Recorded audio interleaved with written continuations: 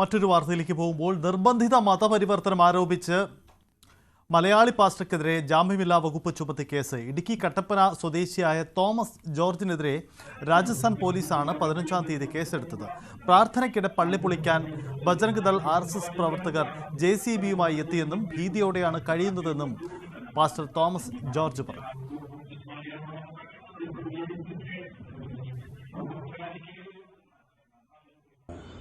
അവിടെ ഇപ്പോൾ കഴിഞ്ഞ ദിവസം വലിയ ഒരു പ്രശ്നമുണ്ടായി. ഞങ്ങളുടെ പ്രാർത്ഥന നടക്കുന്ന സ്ഥലത്തേക്ക് RSS, ബജറംഗ് ദൾ, BJP, ഹനുമാൻ സേന ഇവരെല്ലാം വന്ന് ഭയങ്കര ബഹളമുണ്ടാക്കി, ചർച്ച് പൊളിക്കണമെന്നെല്ലാം പറഞ്ഞ ബഹളമുണ്ടാക്കി. അന്ന് പോലീസ് ഇടപെട്ട് ശാന്തതയൊക്കെ വരുത്തി. എന്നാൽ 6-ാം തീയതി സൺഡേ ഏകദേശം 500ഓളം ആൾക്കാർ JCB ഒക്കെ ആയിട്ട് ചർച്ചിലിരിക്കാൻ വേണ്ടി വന്ന വലിയ ബഹളമായിരുന്നു.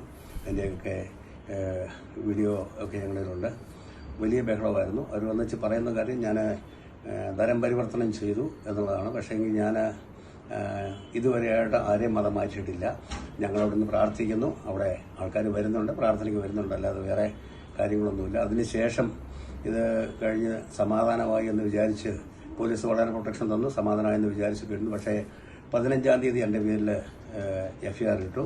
അത് നോൺ ബെയിലബിളാണ്, ജാമ്യമില്ലാത്ത വകുപ്പിൻ പ്രകാരം എൻ്റെ പേരിൽ FIR ഇട്ടു. ഇതാണ് പ്രതികരണം. എന്തായാലും വീണ്ടും ഒരു ആരോപണം ഉയരുന്നു. അത് രാജസ്ഥാനിൽ നിന്നാണ്. നിർബന്ധിത മതപരിവർത്തനം ആരോപിച്ച് പാസ്റ്റർ തോമസ് ജോർജിനെതിരെയാണ് രാജസ്ഥാനിലാണ് ഈ നടപടി ഉണ്ടായിരിക്കുന്നത്. കേസെടുത്തു. അങ്ങേറ്റം ക്ലേശകരമായ സാഹചര്യമാണ്. അവിടെ RSS BJP പ്രവർത്തകർ സംഘടിച്ചെത്തി വലിയ പ്രതിഷേധമുണ്ടാക്കിയെന്നാണ് അദ്ദേഹം വ്യക്തമാക്കുന്നത്. PA സാഗർ ചേരുന്നുണ്ട്. സാഗർ, എന്താണ് ഇദ്ദേഹം ഉന്നയിക്കുന്ന ആക്ഷേപം? എന്താണ്? ഇദ്ദേഹം ഇപ്പോൾ കേരളത്തിലാണോ ഉള്ളത് അതോ രാജസ്ഥാനിൽ തന്നെയാണോ ഉള്ളത്? അജിത്ത്, ഈ മതപരിവർത്തനം ആരോപിച്ച് ഛത്തീസ്ഗഡിൽ 2 മലയാളി കന്യാസ്ത്രീകളെ അറസ്റ്റ് ചെയ്തതിന് പിന്നാലെയാണ് ഇത്തരത്തിലുള്ള സമാനമായ മറ്റ് കേസുകളുടെയും വിവരങ്ങൾ ഇപ്പോൾ പുറത്തു വന്നുകൊണ്ടിരിക്കുന്നത്. നിർബന്ധിത മതപരിവർത്തനം ആരോപിച്ചാണ് ഇടുക്കി കട്ടപ്പന സ്വദേശിയായ പാസ്റ്റർ തോമസ് ജോർജിനെതിരെ ജൂലൈ 15-ന് രാജസ്ഥാൻ പോലീസ് കേസെടുത്തിരിക്കുന്നത്. മതസ്പർദ്ധ വളർത്തുക, മതവിശ്വാസത്തെ അപമാനിക്കുക, വിദ്വേഷ പ്രചരണം അടക്കം ജാമ്യമില്ലാ വകുപ്പുകൾ ചുമത്തിയാണ് ഇദ്ദേഹത്തിനെതിരെ കേസെടുത്തിരിക്കുന്നത്. 21 വർഷമായി ഈ രാജസ്ഥാനിലെ ദൗസയിൽ പാസ്റ്ററായി സേവനം ചെയ്തു വരികയാണ് തോമസ് ജോർജ്. ഈ പ്രാർത്ഥനയ്ക്കിടെ പള്ളി പൊളിക്കാൻ ബജറംഗ് ദൾ, RSS, BJP, ഹനുമാൻ സേന പ്രവർത്തകർ എത്തിയെന്നാണ് ഈ പാസ്റ്റർ പറയുന്നത്. ഇതോടെ പോലീസ് ഇവിടെ എത്തിയാണ് അന്തരീക്ഷം ശാന്തമാക്കിയതെന്നും തോമസ് ജോർജ് പറയുന്നു. പിന്നീട് ഒരു ദിവസം 500ഓളം പ്രവർത്തകർ JCBയുമായി എത്തി പള്ളി പൊളിക്കാൻ എത്തിയെന്നും ഈ പാസ്റ്റർ പറയുന്നുണ്ട്. എന്നാൽ മതപരിവർത്തനം നടത്തുന്നുവെന്നാണ് പറഞ്ഞാണ് ഈ പള്ളി പൊളിക്കുവാൻ അടക്കം ഇവർ എത്തിയത്. എന്നാൽ ഇത്തരത്തിലൊരു പ്രവർത്തനം നടത്തിയിട്ടില്ല, മതപരിവർത്തനം ഉൾപ്പെടെ നടത്തിയിട്ടില്ലെന്നാണ് ഈ പാസ്റ്റർ പറയുന്നത്. കഴിഞ്ഞ 15-ാം തീയതിയാണ് പാസ്റ്റർക്കെതിരെ രാജസ്ഥാൻ പോലീസ് കേസെടുത്തിരിക്കുന്നത്. ജാമ്യമില്ലാ വകുപ്പ് പ്രകാരമാണ് കേസെടുത്തത്. എന്തായാലും ഇദ്ദേഹം ഇപ്പോൾ രാജസ്ഥാനിൽ തന്നെയാണ് ഉള്ളതെന്നാണ് നമുക്ക് ലഭ്യമാകുന്ന വിവരം. സ്ഥലം ഇദ്ദേഹത്തെ ഫോണിൽ ബന്ധപ്പെട്ടപ്പോൾ ഇത് കൃത്യമായി ഇദ്ദേഹം സ്ഥലം വെളിപ്പെടുത്തുന്നില്ല. കാരണം ജാമ്യമില്ലാ വകുപ്പ് പ്രകാരം തന്നെ കേസെടുത്തിരിക്കുന്നതിനാൽ തന്നെ ഇദ്ദേഹത്തിന്റെ ഭയത്തിലാണ് കഴിയുന്നത്, ആശങ്കയിൽ തന്നെയാണ് ഇദ്ദേഹം കഴിയുന്നത്. എന്തായാലും ഈ 2 കന്യാസ്ത്രീകളെ അറസ്റ്റ് ചെയ്തതിന് പിന്നാലെയാണ് ഇത്തരത്തിലുള്ള മറ്റ് സംഭവങ്ങളും പുറത്തു വരുന്നത്. Sajith. Yes, pastor Thomas George തന്നെ നമുക്കൊപ്പം ചേരുന്നു. ശ്രീ തോമസ് ജോർജ്, താങ്കൾ നേരിടുന്ന വെല്ലുവിളി എത്ര വലുതാണ്? അവിടുത്തെ സാഹചര്യം എന്താണ്? താങ്കളുടെ പ്രതികരണം ഇങ്ങനെ ലഭ്യമായി, അതിനപ്പുറം ഇപ്പോഴത്തെ അവസ്ഥ എന്താണ് അവിടെ? അത് ഇപ്പൊ ജൂൺ മാസം 29-ാം തീയതിയാണ് എന്റെ ചർച്ചിൽ ആദ്യം ഇവര് വലിയ ബഹളം വെച്ച് ഹിന്ദുത്വവാദികൾ കയറി ബഹളം വെച്ചത്.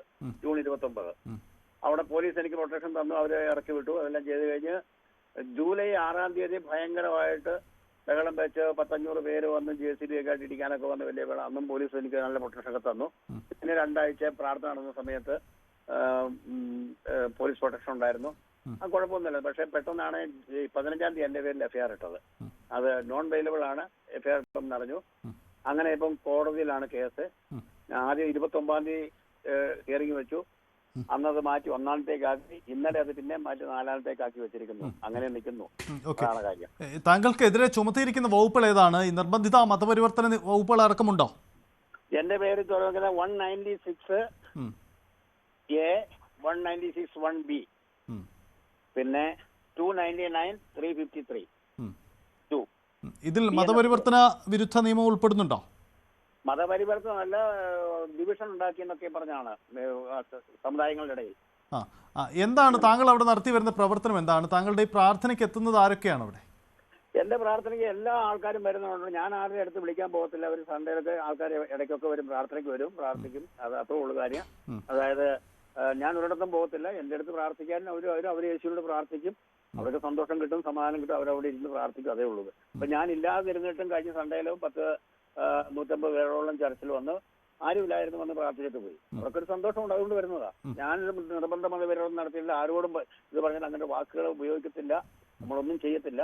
അതേ ഉള്ളു കാര്യം വയ്ക്കുന്നത്. അവർക്ക് പ്രാർത്ഥിക്കുമ്പോൾ ഒരു നല്ല തോന്നുന്നുള്ളവർ വരുന്നു, അത്രേ ഉള്ളൂ. എത്ര വർഷമായി താങ്കൾ അവിടെ ഈ പ്രേക്ഷിത വൃത്തി?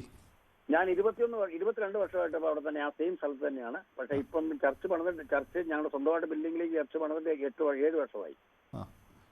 അതായത് ഇതിൽ ഹിന്ദു സമുദായത്തിന്റെ ഭാഗമായുള്ളവർ മറ്റു മതവിശ്വാസികളൊക്കെ അവിടെ വരുന്നുണ്ടോ? എല്ലാരും വരുന്നുണ്ട്. SC-ക്കാര്, ST-ക്കാരെ സകല ആൾക്കാരും വരുന്നുണ്ട്. അങ്ങനെ മത ഡിവിഷൻ ഒന്നുമില്ല. ആൾക്കാർ വരുന്നു, അവർക്ക് സന്തോഷം കിട്ടുന്നു, അവർ പ്രാർത്ഥിക്കുന്നു, അവർക്ക് സമാധാനം കിട്ടും. അവർക്ക് സമാധാനം ഉണ്ടെന്നാണ് പറയുന്നത്. അതുകൊണ്ട് വരുന്നു. ഞാൻ ഒരിടത്തും പോകത്തില്ല, ഒരിടത്തും പറയാനോ ഒന്നിനും പോകത്തില്ല. ചർച്ച വരും, ചർച്ച പാട്ടുണ്ട്, പ്രാർത്ഥനയുണ്ട്, അങ്ങനെ കാര്യങ്ങൾ നടക്കുന്നു. അതേ ഉള്ളൂ. നേരത്തെയും ഇപ്പൊ 20-ലധികം വർഷമായല്ലോ, നേരത്തെയും പ്രശ്നങ്ങൾ ഉണ്ടായിട്ടുണ്ടോ അവിടെ? ഇതുവരെയായിട്ട് ഒരു പ്രശ്നം ഉണ്ടായിട്ട് പെട്ടെന്നാണ് ഇത് ഉണ്ടായത്. ഇതുവരെ ആദ്യത്തെ സംഭവമാണിത്. യെസ് എന്തായാലും തോമസ് ജോർജ് അദ്ദേഹമാണ് ഈ തനിക്ക് രാജസ്ഥാനിൽ മതപരിവർത്തന വിഷയം ആരോപിച്ചുകൊണ്ട് സംഘപരിവാർ സംഘടനകളിൽ നിന്നും വലിയ രീതിയിലുള്ള അക്രമം നേരിടേണ്ടി വരുന്നു. പള്ളി പൊളിച്ചു കളയുമെന്ന ഭീഷണി മുഴക്കുന്ന സാഹചര്യം. ഇപ്പോൾ ഒടുവിൽ ജാമ്യമില്ലാ വകുപ്പടക്കം ചുമത്തിക്കൊണ്ട് കേസെടുത്തിരിക്കുകയാണ് ഇയാൾക്കെതിരെ, പാസ്റ്റർക്കെതിരെ.